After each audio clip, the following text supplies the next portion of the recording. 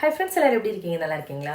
இப்போ நான் உங்களுக்கு ஒரு முக்கியமான டிப்ஸ் சொல்ல போகிறேன். என்னன்னு பார்த்தீங்கன்னா, நிறைய பேர் வீட்டில் வந்து தேங்காய் எண்ணெய் ரொம்ப நாள் யூஸ் பண்ணி ஸ்டோர் பண்ணி வச்சுருந்தோம்னா அது கெட்டு போயிடும். ஒரு மாதிரி ஸ்மெல் எடுக்கும், அடியில் மண்டி மாதிரி வந்துடும். அதை வந்து நம்ம சமையல் யூஸ் பண்ணாலும் அந்த சமையல் வந்து நல்லா இருக்காது.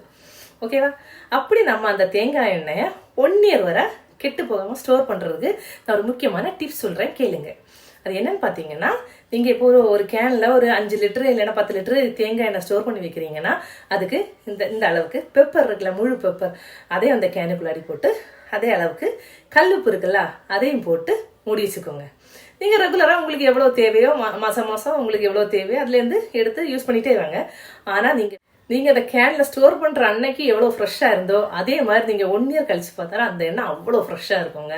அது மாதிரி நீங்கள் நினைப்பீங்க, கல்லுப்பு போட்டிருக்கோமே அது வந்து எண்ணெயில் கரைஞ்சிடாது. அப்படி கரையாது.